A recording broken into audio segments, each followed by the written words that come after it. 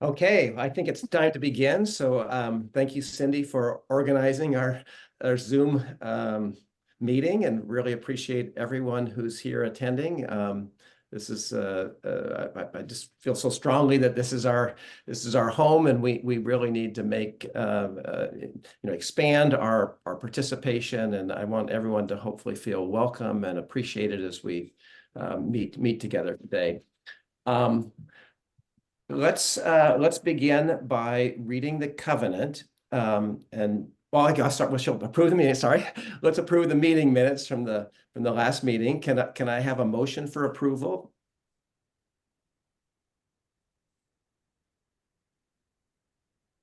I make a motion, we approve the minutes. Thank you, Leonard. Second? I am the second. Thank you. All in favor, please raise your hand. Any opposed? Please note that and speak out if you are opposed or have any edits. Thank you. Let's that's Marjorie calling, but let's have would have a couple volunteers that would be willing to read the covenant.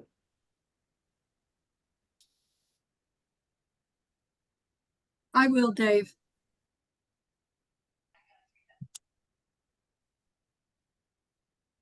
I could be the second. Okay, go ahead, Carolyn. In solidarity with one another, we each affirm. Our gatherings are interfaith gatherings. We come together from diverse communities to be inspired and transformed by the rich diversity of the faith traditions. We commit ourselves to compassionate and active listening as we engage in respectful dialogue. We welcome those who might differ from us, seeking their wisdom and insights. Each of us shares in the privilege of growing in the interfaith love and understanding. Our working together for a common cause brings us together in peace. We are responsible for the work and outreach of the Interfaith Council of Contra Costa County. The governing board provides the necessary oversight and will be attentive to the elected council's ideas, wisdom, and suggestions. We will strive to support and participate in the various outreach programs sponsored and supported by the Interfaith Council. We hold ourselves to the highest ethical standards as we grow together in trust and respect for one another. Our time together is the practice of interfaith understanding, cooperation, and respect. We hope our time together will bless one another, our community, and the world. Thank you so much. I really appreciate the way that both of you shared and read this. Christine had asked that we really think about this as we're discussing our role with I4C and the things we're going to discuss today. Thank you, Cindy. And Susie is on now to provide us the opening faith reflection. Susie? Okay, thank you so much. Good morning, everyone. Yes, we should. I'm going to start by asking for screen sharing. I'm Susie Kohl from Sufism Reoriented, and I'm going to pretend that I'm inviting you into the prayer hall of our sanctuary this morning. Can you allow me to screen share? Yeah. I think I did. Why don't you try? There it is. Okay. I think we're going to be able to go there. There we go. Okay, many of you have been here, but I wanted to talk a little bit about interfaith to do with the emblem. And thank you for joining me in our prayer hall. Embedded in the floor is Mir Baba's emblem with the symbols of the major religions during this cycle of time, each at its core emanating the light of truth. Zoroastrianism, Hinduism, Buddhism, Christianity, Judaism, and Islam. To illustrate the principles in the emblem, I'd like to start with a poem from a book of Hafiz poetry that was published by Sufism Reoriented in the early 90s. The title of the book, and it's still on Amazon, is I Heard God Laughing. And it's called Would You Think It Odd?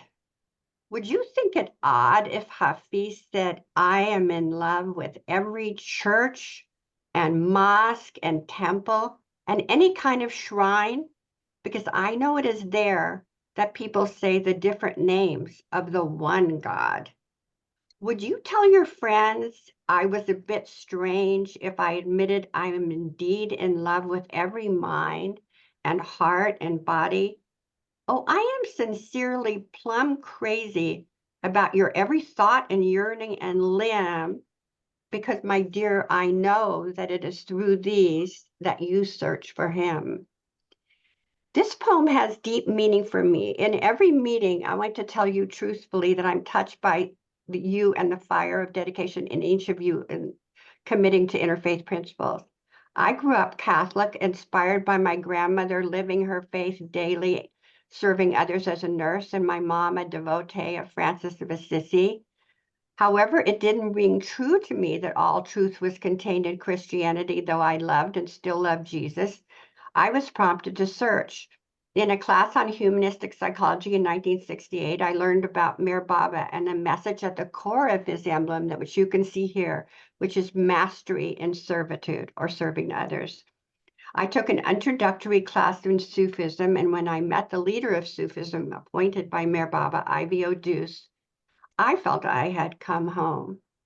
Earlier in 1952, Mir Baba universalized Sufism and renamed the path Sufism Reoriented, connecting it to the light of all spiritual paths. The symbols on his emblem also represent and honor the world teachers, Abraham, Jesus, and Muhammad from Western cultures, and Zoroaster, Rama, and Buddha from the East. In Sufism, we believe in all the world teachers and depict them on the walls of our building. Our sanctuary is dedicated to Mir Baba, whom we believe to be the luminous exemplar of this age, the world teacher who embraces all beings in the universe. When Mir Baba reoriented Sufism, he created a lineage of spiritual teachers, murshids, and I'll just briefly mention a few of their service projects that are known to many of you. In 1975, Mircea Ivy Deuce founded the White Pony Mare School in Lafayette, based on Mir Baba's principles of love, harmony, and service to life. It's been my privilege to work there as preschool director for 27 years. Next year will be the Mare School's 50th anniversary, and over the decades, it has served thousands of children of every religious and cultural background. It runs now preschool through 5th grade, and many, many of our alumni come back to teach and bring their children. Mircea Carol Weiland Connor founded several volunteer projects and was commended for them on the floor of Congress after her passing in 2023. In 2011, she founded Following Francis, a program still very much alive today, serving low-income children and families, dedicated to the message of inclusivity and universal love lived by Francis of Assisi. So programs locally and across the country. In 2013, Mircea Connor started the White Pony Express with only $200, a food rescue program in Contra, Costa, which brings 12,000 pounds of food a day to programs that serve people with food shortages. And what she said was, about her walks. On her walk, she got to know countless people and she said, when I saw the disparities in my own neighborhood on my daily walks, I couldn't help but ask, what if there was a way for those who have more than they need to give to those who have less, so that all could share in life's abundance? What if such an exchange could be done not as an act of charity, but with the love we feel for our own families. In the midst of creating these service projects, she was also working for many years with New York architect Alan Ritchie to build a unique sanctuary and based in its circular design on the unity of all life. And very much a part of that process, which started in 2008 with the calling program, was the Interfaith Council supporting us. It was 4 years of calling before we got a building permit. Father Tom Bonacci, who I'm so thrilled to see here today, was very much a part of that process. In 2017, after 5 years of construction, Mercer Connor opened the doors of the sanctuary, and since then, several thousand people have come on tours.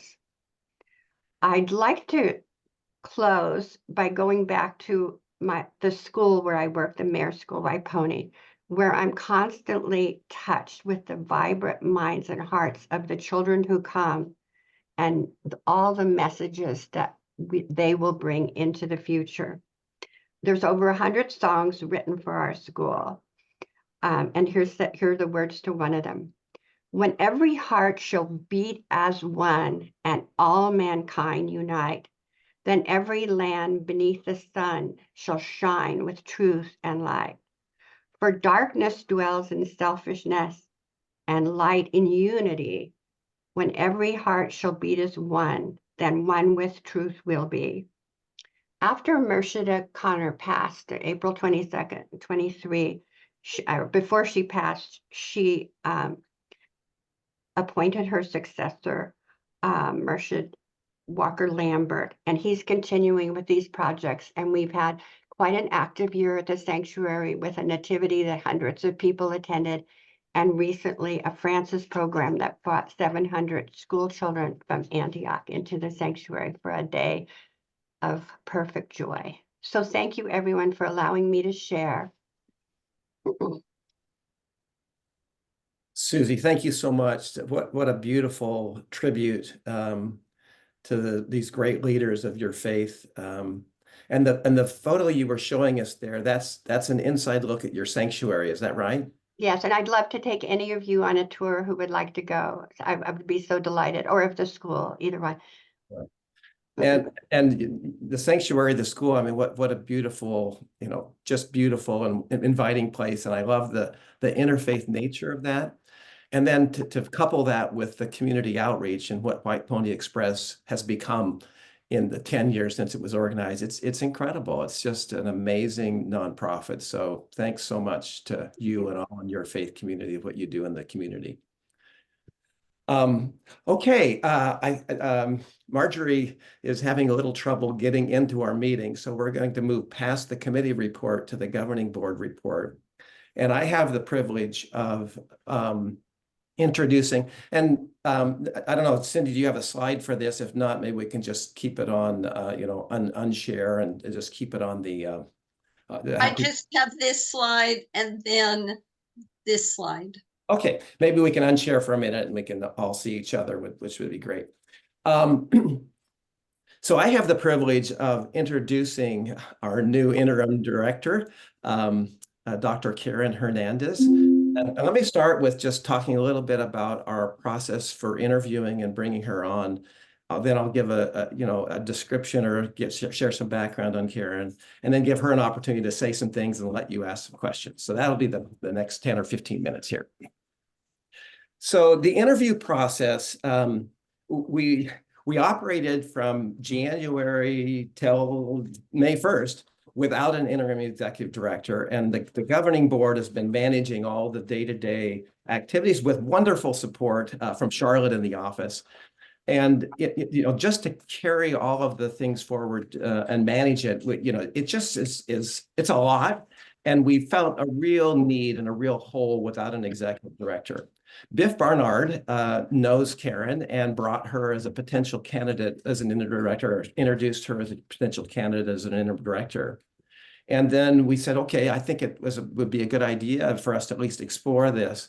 And we went through 2 rounds of interviews with virtually all the governing board members meeting Karen, and many of the advisory committee members meeting Karen, having lots of discussion among ourselves, ultimately, all those who participated in the interview process, and as well as those that looked at the interview, looked at her resume, all of us were unanimous in wanting to bring her on. So we're really thrilled that we had I was able to chat with Dr. Hernandez, extend the offer, and thrilled that she accepted.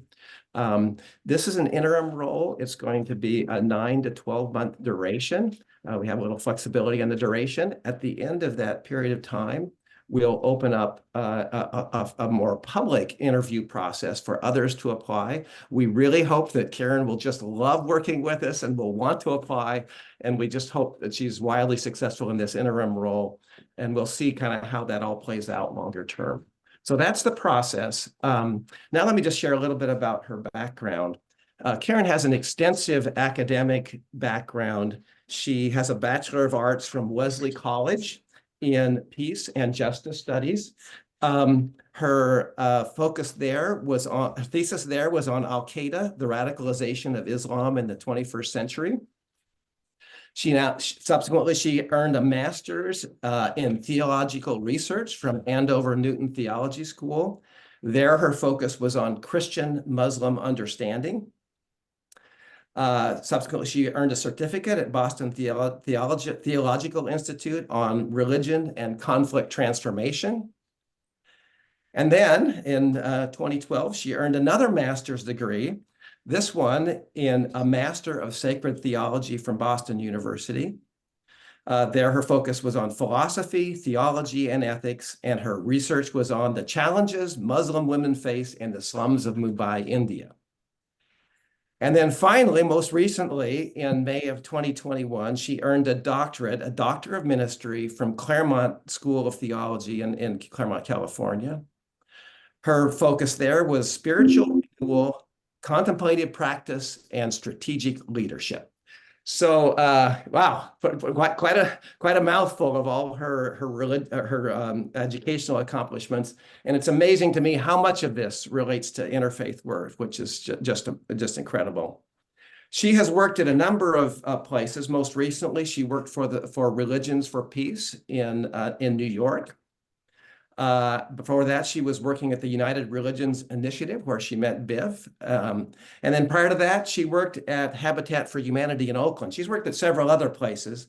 She's a Bay Area, East Bay native, so we're really happy to have her return home and be here with us. She's been working remotely until she's currently living in San Diego and going to move up to the Bay Area this coming week. And let me just put a pitch in. She's looking for a place to stay. So if you have, something, a place that the rent is around $2,100 or so, please reach out to Karen. We'd love to have her be able to stay kind of close to Pleasant Hill somewhere where she's, easily commuting distance. So with that, let me just turn it over to Dr. Hernandez to share, your thoughts, and then we can open it up to questions. Thank you so much, Dave. I really appreciate that introduction, and I'm just really excited and happy to be here. Thank you, and I'm just really thrilled that I'm, if you will, returning to more of the grassroots work. I just spent almost 3 years at Religions for Peace International, and it was a phenomenal experience, and it took me to Zimbabwe and Liberia and Spain and Germany and Morocco, all these amazing places to do this work. But I always have come back to the reality that the real work, in my opinion, happens at the grassroots level and in our own communities, literally in our own homes. It has to start with us personally. And so was looking for something that would allow me to move back into that. And this has come up. And so also allows me to move closer to home where my parents are. My dad is 94 and my stepmom is not well at all. And they both live in Pleasanton, and my daughter lives in Oakland. So just happy to be returning to my home as well. So, and, Dave just kind of gave you a sense of all of my degrees, but what I've really come away with my degree work and my educational work and my work in India, as well as I've been on the ground in the Middle East, I've been in the West Bank, I've been in Israel and other places around the world, is that we have a lot of work to do in this space. And at the same time, when I am kind of met with, especially because of all of my degrees, many times I'm met with almost an attitude of, well, good luck with that. And, you know, the negativity around religion.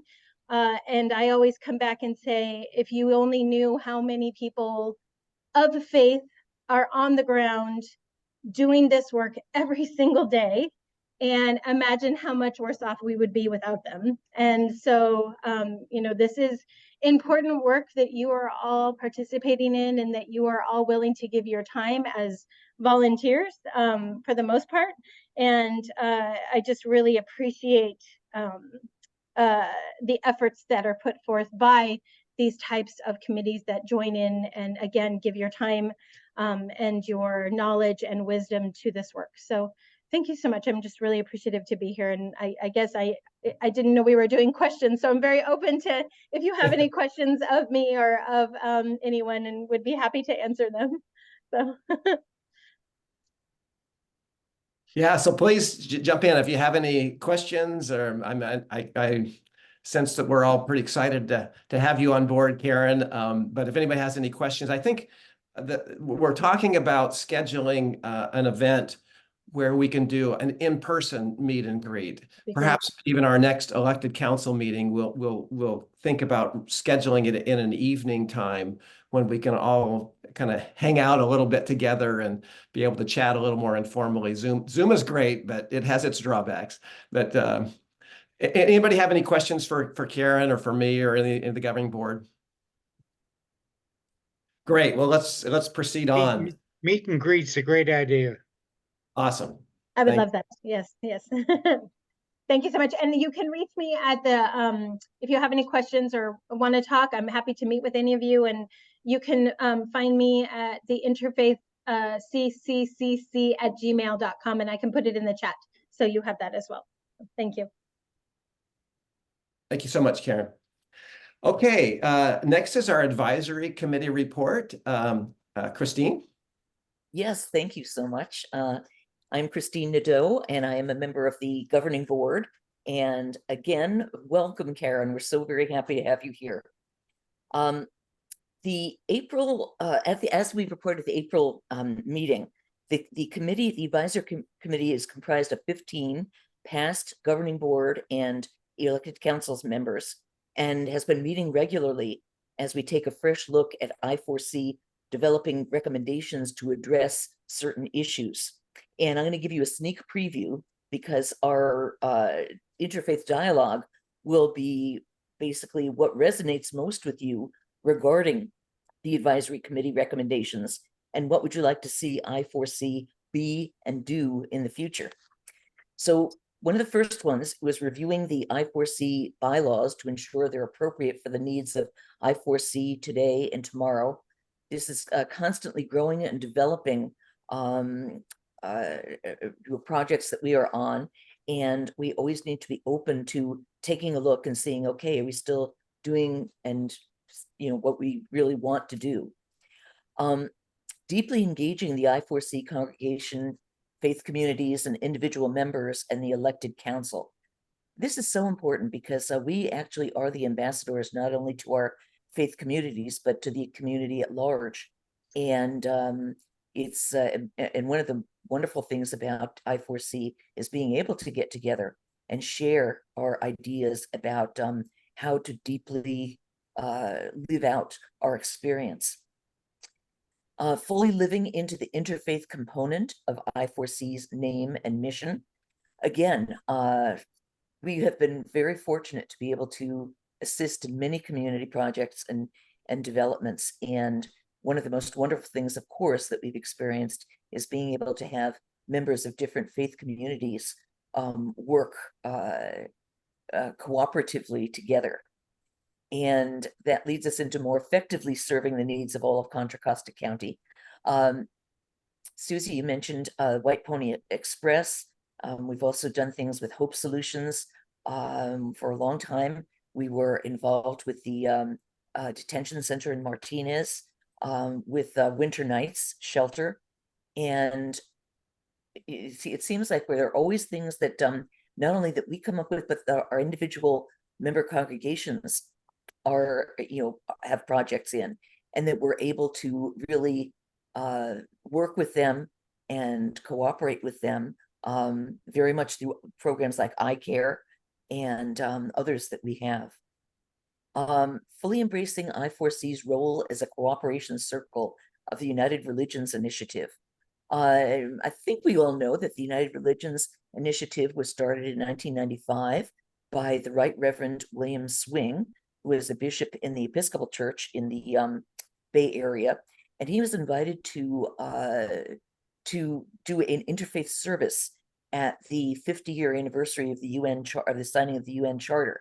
And that gave him the wonderful idea of, well, if there's a United Nations, why shouldn't there be a United Religions? And so started this wonderful program that now has 100 countries that are involved, and they offer lots of different programs that we as a cooperation circle can take advantage of. Now, what is a cooperation circle? Okay. Now I have to read this because I can never remember exactly the wording, but it's a self-organizing group of at least 7 members from at least 3 religions, spiritual expressions, or indigenous traditions, including atheists and agnostics. And the whole idea of the cooperation circles is that they work on 2 levels by giving people of different backgrounds a chance to work together and by tackling important community issues their members care about.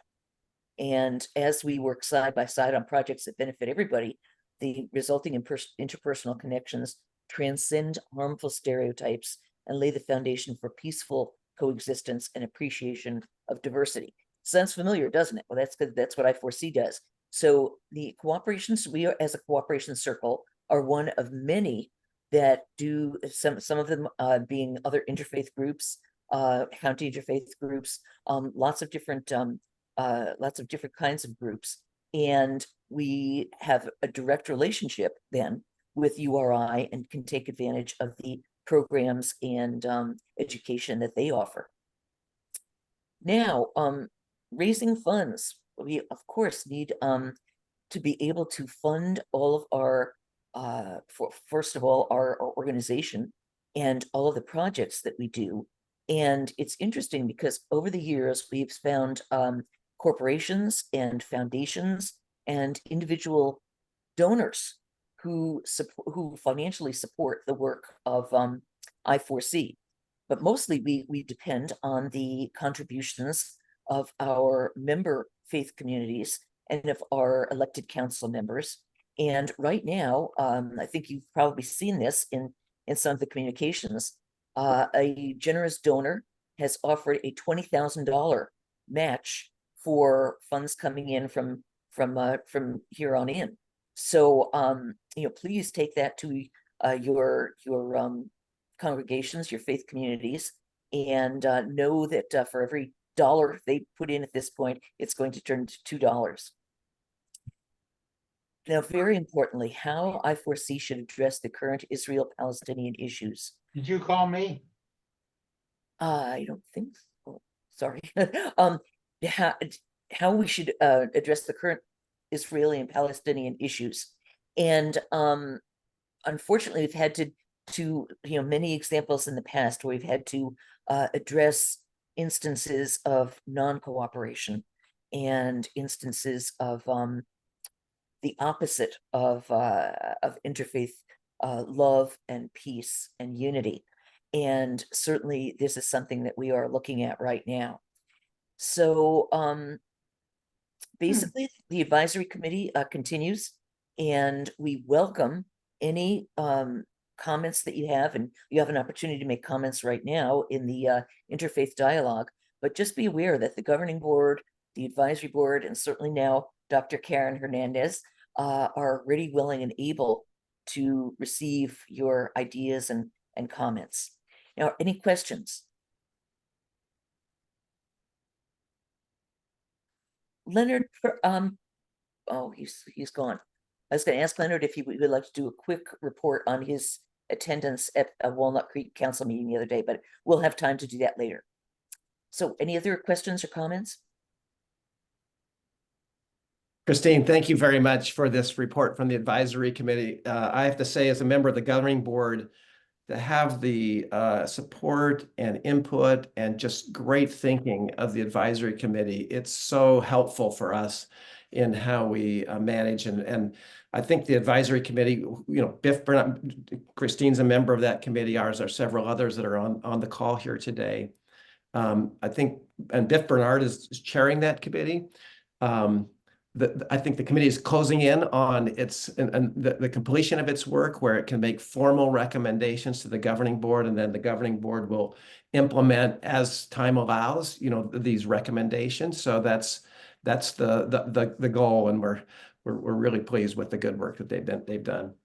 Dave, if I could just quickly add that we are fortunate enough to have Biff Bernard, who is actually a senior advisor at URI. Yes. Yeah. So he understands that organization really well and understands how it can really help us and strengthen the work that we're doing here locally.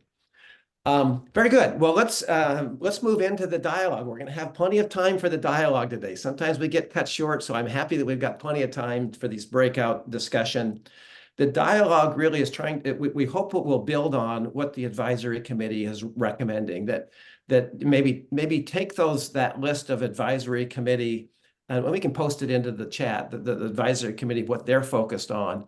And if you can maybe in this breakout group, focus on what it is there on that list that really resonates with you, or if there's anything else that you can think of beyond that really resonates, that you think really will make our interfaith community stronger and be able to bring more unity among ourselves. All of that.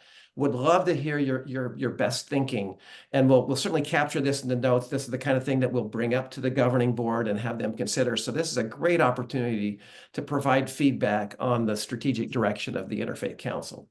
So with that, maybe let's see, how do we post this to this advisory? Let me see if I can maybe post right now. I'll copy it and put it in the chat.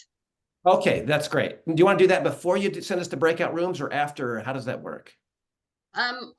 Well, it's difficult to multitask.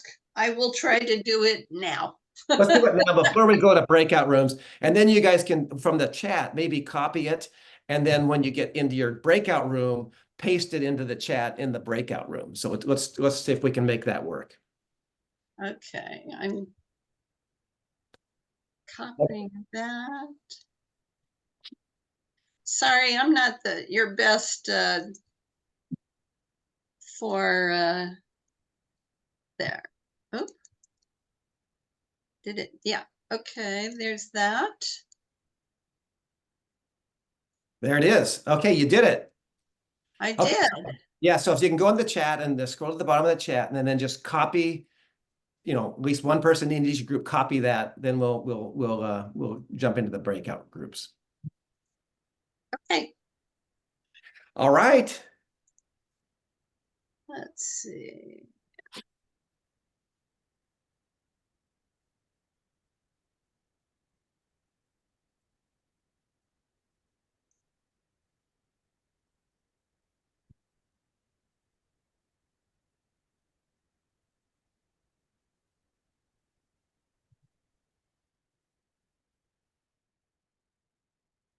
Great to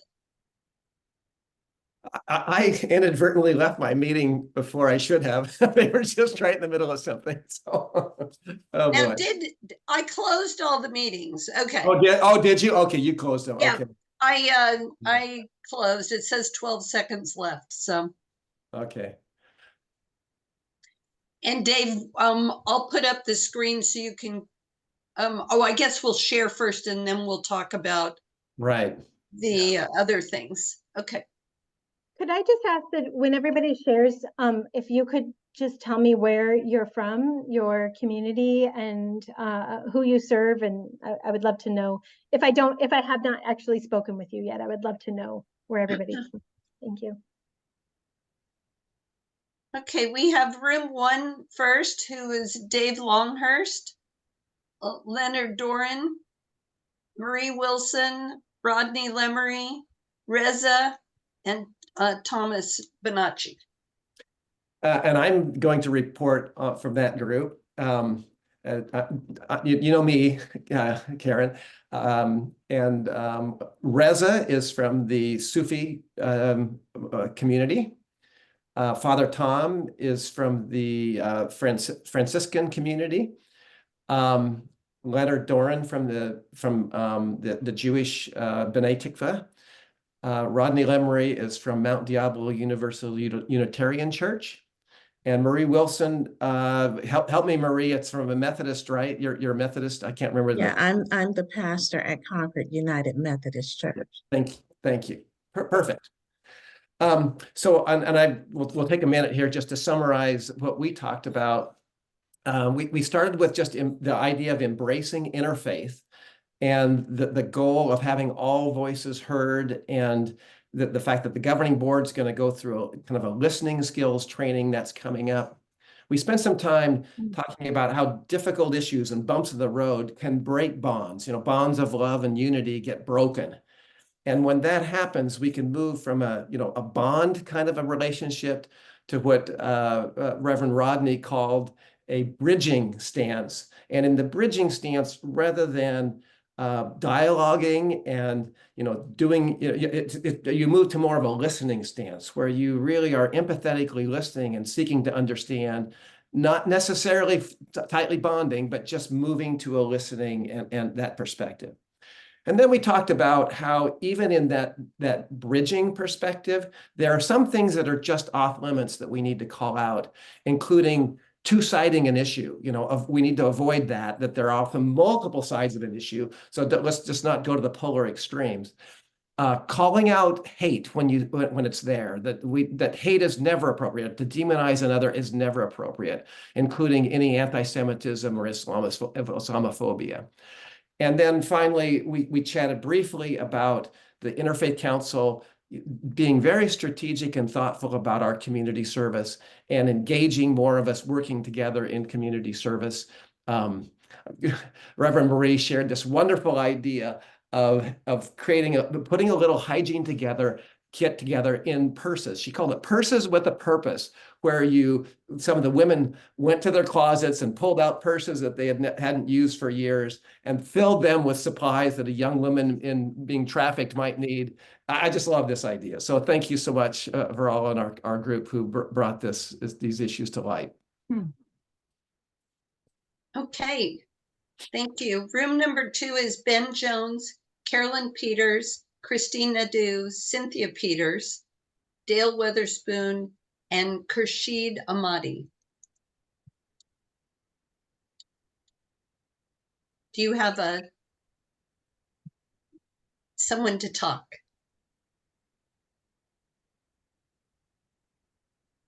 Carolyn, you're muted. Cynthia, you're muted.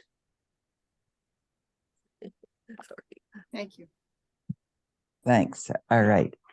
Now, I was taking notes. If someone else wanted to do the talking, please go ahead. Otherwise, I'll carry on. All right. Well, we started with my question of how did this happen at the Walnut Creek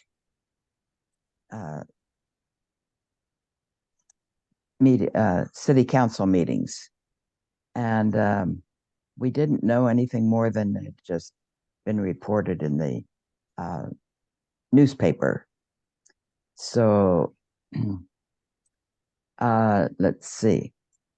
We actually didn't introduce ourselves as to which faith communities we were from, but it seemed that out of about 6 people, there were 4 or 3 anyway who were from the Roman Catholic Church. And I'm from the Christian Science Church. And then there were 2 from the Baha'i Church. And I apologize if, oh wait, Dale, where's Dale from? I don't know. I'm United Methodist. Oh, thank you, Dale. Mhm. I apologize for No being problem. No problem. for being unready here. And then it was brought up, do we all know what URI stands for. And actually, we never got to the end of that one, but I'm not sure what it stands for, but I think it's related to the UU Church, the Unitarian Universalist. If I'm incorrect there. It stands for United Religions Initiative. Yes, and it's not connected to any particular denomination. It's a grassroots interfaith peace building organization. Okay, thank you for filling in. Sure. All right. And then let's see. There was an emphasis on diffusing hatred, since we're all children of God. And actually, when we get the idea of children in there, that was brought up again too, in that opportunities to speak with classes about different religions is a good opportunity to get the word out about different religions that are in our communities right now. Turns out that 2 people from the Buddhism faith had spoken to 7th grade classes, and then someone spoke up that the Baha'is had spoken to a class at De La Salle in the past, and of course De La Salle is a Catholic school for boys. And then speaking more about children, it was mentioned that ages 11 through 14 during the summer have a program that is 6 weeks long. And I don't have written down which church that is or which faith group that is. I can kind of. Cynthia, just Yes. we want this report to be like 1 to 2 minutes. So maybe just could you summarize sort of the remaining high points there, please? Okay, thank you. So the idea is to get information out about who we are and that we are right here in Contra Costa County. Awesome. Thank you. Thank you so much. Mm-hmm. Okay, room number 3 is Andrew Charlotte, Charlotte Ginn, Erica Baines, Greg Kamenliev, and Okello Grace Michael. Okay, I am Erica Baines. Karen, for introduction, I was one of the former present chairs. I think one before Dave, and the most recent in this current situation before Dave. And we had Andrew, Greg Kamenliev had a name to say. He's of the Buddhist faith. Okello Grace Michael, he is from Uganda. A Buddhist, I believe. Okello, am I saying that? No, Baptist, I believe. Right, Okello? Did I say that wrong? I mean, did I get that wrong? Charlotte, I think she's from Hillcrest. Pentecostal. Pentecostal. Sorry about that. We have Charlotte. She's from Hillcrest. So I will assume Unitarian, or what? Charlotte, would that be? I'm sorry. I was chair. I remember all of them, but I forget exactly what their backgrounds are. But Andrew Charlotte, who's actually new, so I don't know which organization he's from. Andrew, which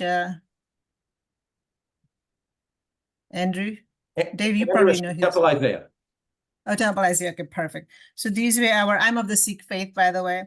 I kind of go between Sikh, Hindu faith, both. I've been raised as family members from both sides, from each end of that world. So that's my background. Basically, we kind of focused on the advisory committee's, basic priorities that were listed today.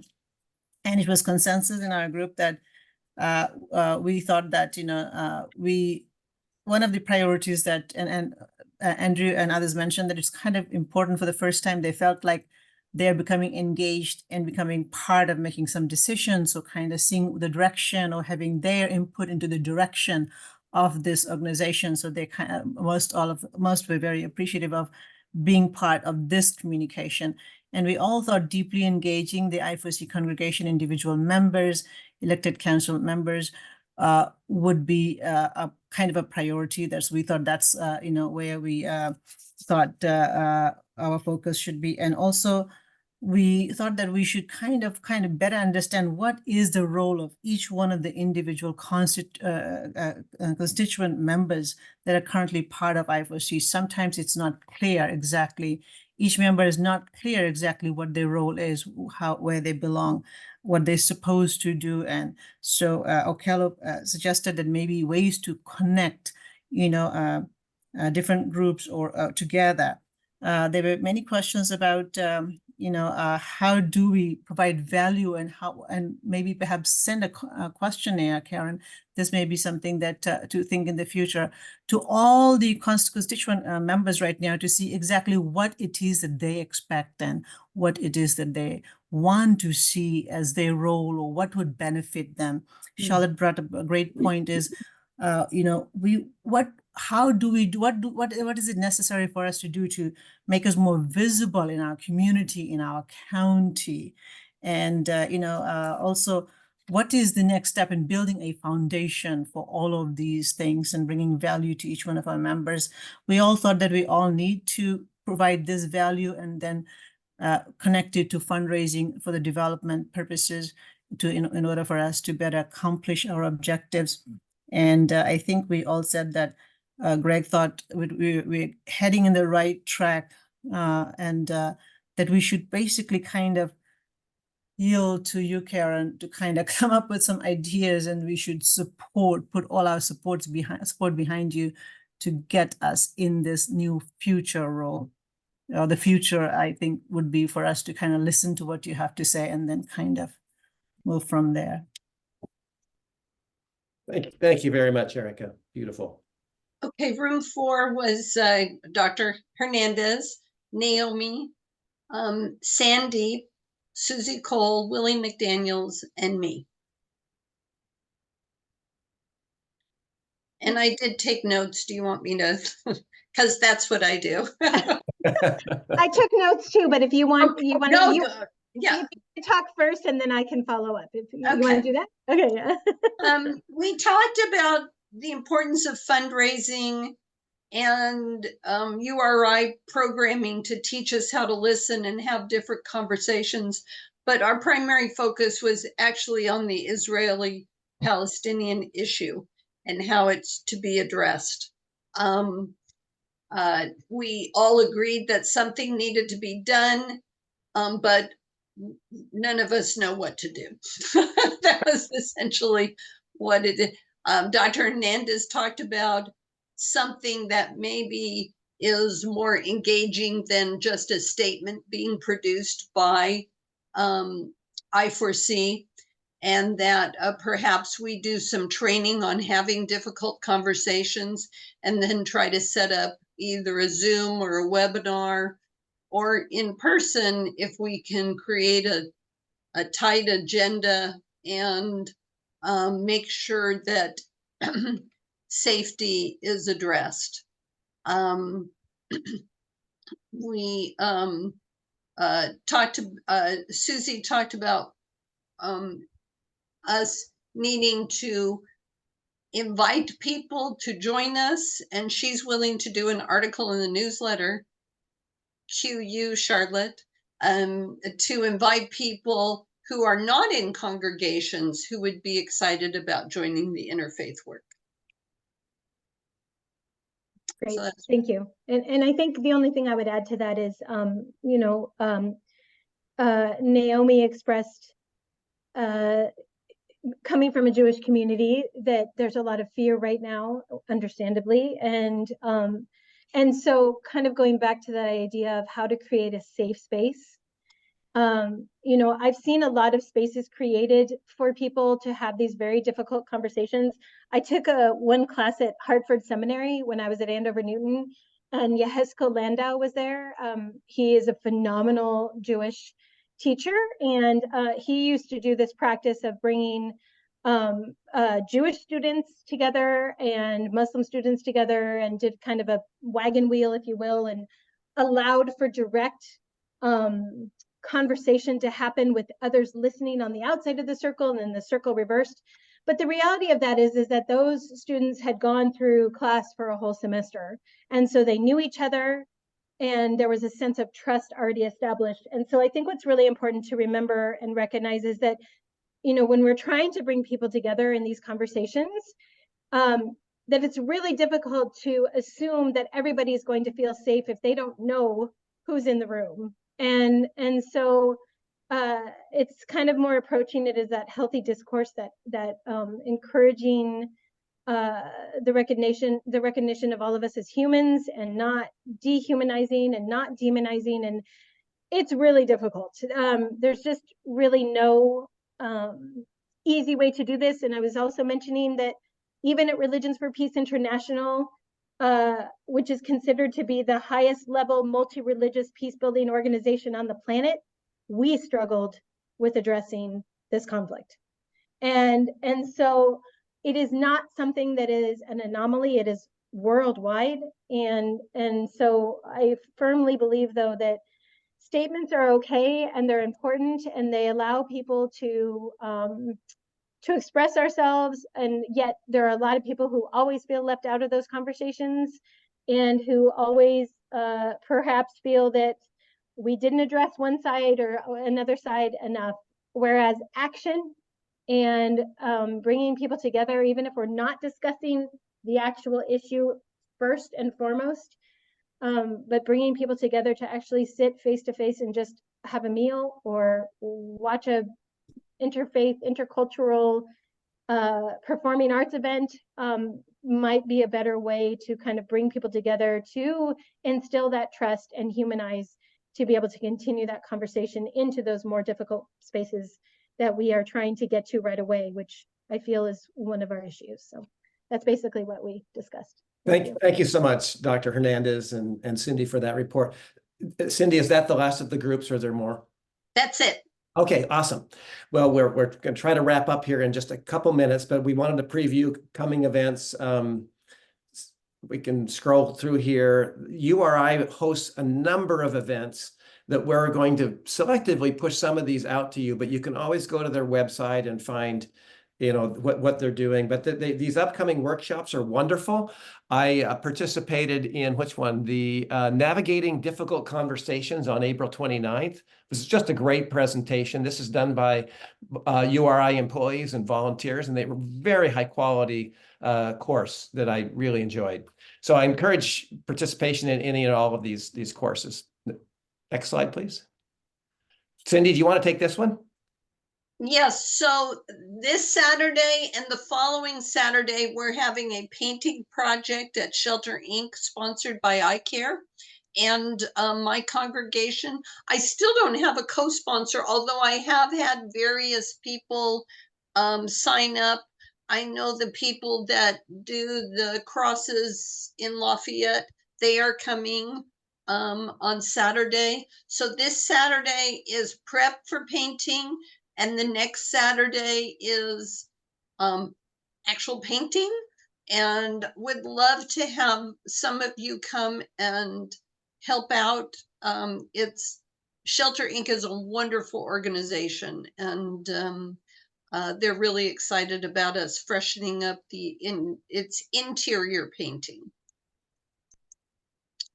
This is also really neat. This is a CWS, Church World Services. Is that what it is? That's correct.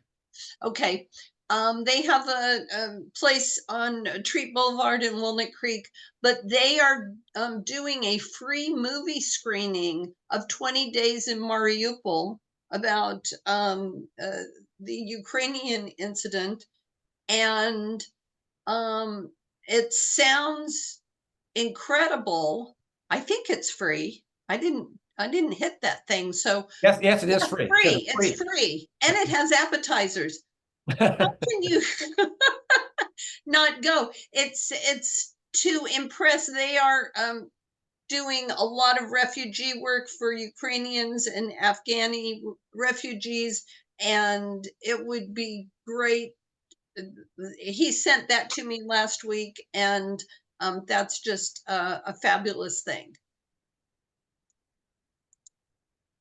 And if anybody else has an announcement, I know in the agenda, the Meaningful Mondays is there on June 3rd with Reza, if you'd like to participate, and that's in our agenda. All right. Well, thank you so much, Cindy. I know we're running out of time here, and we've still got Ben Jones to do our closing benediction. So thank you for hanging on just a little bit longer here. So I'll turn the time over to Ben, and then we'll close. Ben.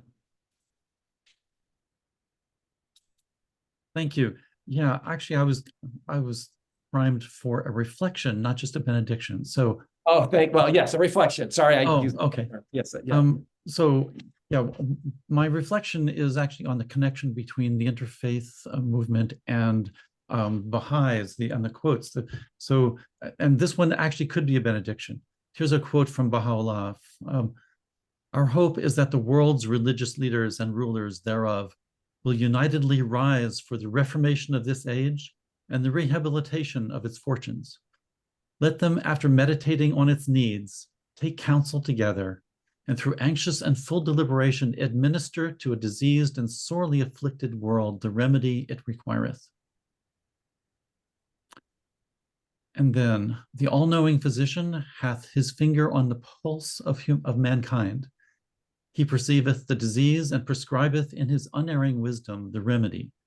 Every age hath its own problem, and every soul its particular aspiration. The remedy the world needeth in its present-day afflictions can never be the same as that which a subsequent age may require.